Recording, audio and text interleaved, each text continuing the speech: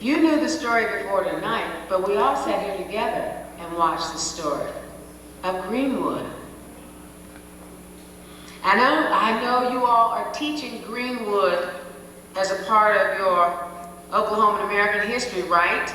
I know these public schools are teaching Greenwood now. Everybody knows that. In 2001, in this great state, I know you are. I know that Mike Wilkerson's film, A Tulsa Lynching, 1921, and Carmen Field's film, Going Back to T-Town, are in the public libraries in every branch, right? The bustling capitalist success Greenwood, the largest concentration of black wealth in the world. The Harlem Renaissance was a cultural occurrence that was celebrated around the world. Greenwood was the financial renaissance, representing years of hard work. The best and brightest black professionals and dream seekers were drawn to the Black Wall Street. We know how this bright and shining American Mecca was torched by roving mobs on the ground and firebombed from the eastern skies. 2 days of hunting down human beings, pain and torture, until nothing, no church, no hospital, no theaters, no law offices or doctor offices, no persons stood. All this under the good graces of the city fathers and the direction of law enforcement officials. Tulsa's major newspaper tossed a match on the dry and brittle trash heap that was the prevailing racist mentality of the day, and hell rained down. Every business, every home burned and looted. Its owners who were unable to flee shot and burned, some corpses tied to bumpers and dragged through the streets, a military-style operation carried out against U.S. citizens. If you have not had the opportunity to see those films, please find them. I suggest you take a look at our history. It is ours. It belongs to us. Women with shopping bags, looting, angry that niggas had such fine things. A returning World War I veteran standing at attention, trusting that he would be spared because of his uniform, was shot.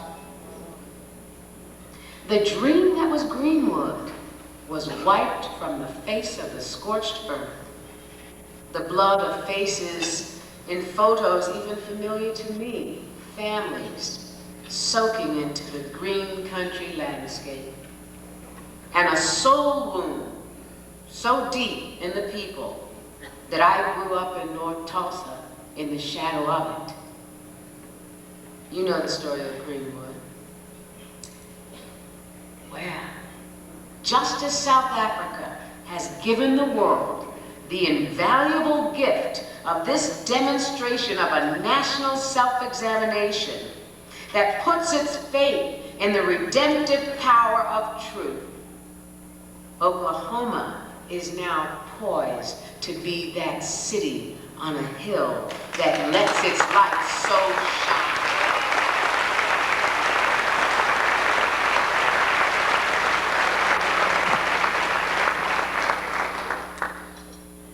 My late father, M.H. Woodard, was a great man with great ideas. And great people and great ideas stand up under pressure. In Tulsa, Oklahoma, which was known as Little Africa, there was for a while a burst of freedom which was violently put down. And out of that terrible conflagration against vast resistance, another powerful idea has endured and is now being put into action. It's an idea my father would have approved of. He used to say, "Oh, they don't know no better," about people who wanted to limit themselves because of their own circumstances, or people who blamed others for their problems, or people who were racist or sexist or just mean. He imparted to me a sense that ignorance was the most debilitating thing of all. What this reparations idea is doing is making it very difficult for people to hide behind their own ignorance. It is bringing a terrible episode out into the open and compelling all of us to look at it, to understand it, and to come to some sort of reckoning. That is the important, powerful idea that is so threatening and therefore so vital to our future.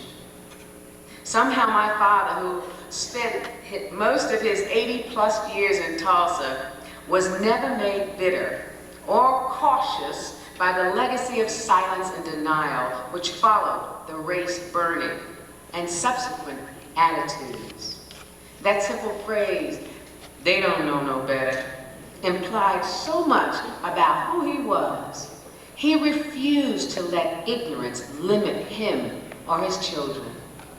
South Africans would have been so justified in seeking retribution, seeking to punish, but they chose a bigger and better idea. An idea that made truth the only currency that meant anything, and they did it right away. Unfortunately, it became impossible, despite efforts at the time, for the truth about what happened in Tulsa to come into broad public consciousness immediately. It has taken a long time, but as Dr. King has said, the arc of the moral universe is long, but it bends toward justice. And truth, pressed to the ground, will rise. What is happening here is proof of that. There will be those who continue to resist. Ignorance, intolerance are powerful forces, but the truth is more powerful. M.H. Woodard, my daddy, told me I could do anything I wanted to do. I could be anybody I wanted to be.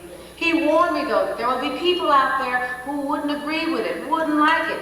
They'll say, he said, women can't do that, or black people can't do that, or Okies can't do that, but they don't know no better.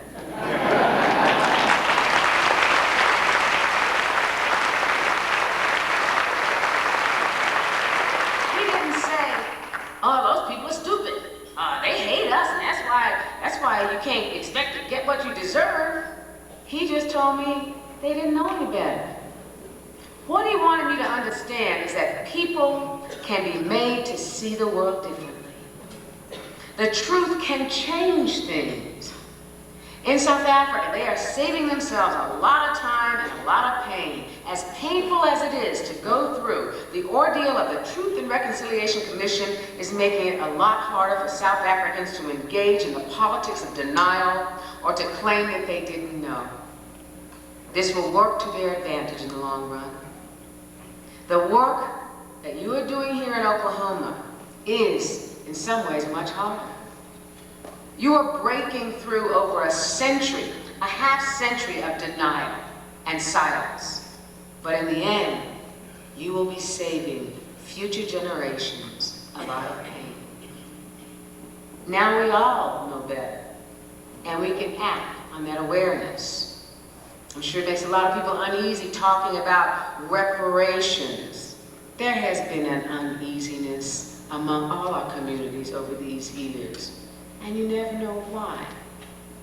Breaking new ground should never feel familiar, but it can certainly set the course for future actions and awareness.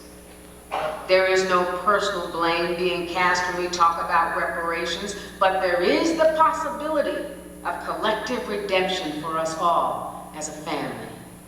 It is cowardice to say, we weren't there, so I'm not doing anything. We are all certainly affected by the wanton acts of the past as well as the present. It poisons the very air we have to breathe and send our children into. Honey, did I get